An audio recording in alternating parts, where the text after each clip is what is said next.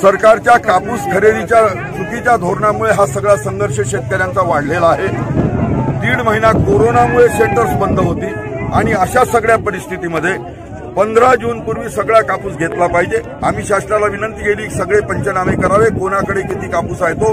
आम्ही हायकोर्टात गेलो, हायकोर्टाने सरकारला निर्देश द्यावे, त्याप्रमाणे शेवटच्या बोंडापर्यंत कापूस खरेदी करावा असं म्हटलंय। शिवाय जो म्हणून नॉन इफेक्टिव्ह किंवा थोड्या किंवा ज्याला फडतड म्हणतो तो कापूस त्याला एक ग्रेड ठरवावी, 4755 रुपये किमान आखूड धाग्यावडे दर ठरवावे आणि तो कापूस घ्यावा अशी विनंती आम्ही केली आणि त्या तऱ्हेने हायकोर्टाचा निर्णय होईल। आम्ही शेवटच्या बोंडापर्यंत कापूस घ्यायला आहे तो जवळपास 70 गाड्या आहे। या 70 गाड्यांची खरेदी आज करण्यात येणार असल्याचं आपल्या कृषी उत्पन्न बाजार समितीच्या सभापतींनी सांगितलेलं आहे आणि तसेच ग्रेडरनी सुद्धा सांगितलेलं आहे।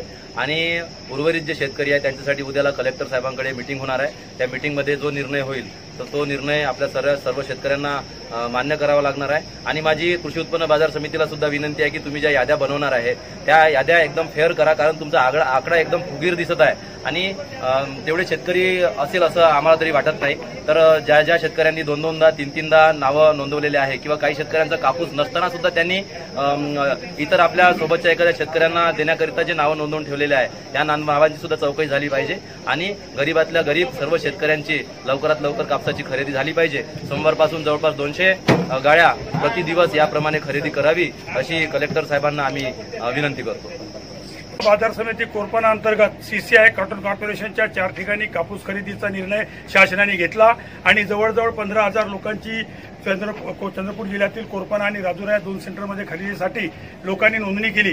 मात्र प्रत्यक्षात गेल्या 15 दिवसात कोरपाना तालुक्यामध्ये फक्त 900 गाड्यांची मोजणी झाली। शेतकऱ्यांचा आक्रोश एवढा मोठा आहे की आज रोहिणीचं नक्षत्र सुरू झालं, येत्या 15 दिवसामध्ये शेतीचा हंगाम सुरू होणार आहे। शेतकऱ्याकडे बी बियाणं आणि खतांना पैसे नाही, बँकेचं कर्ज वाटप अजूनही थांबलेलं आहे। अशा परिस्थितीमध्ये शेतकरी करता मरता व क्या नाही करता अशी अवस्था शेतकऱ्यांची झाली।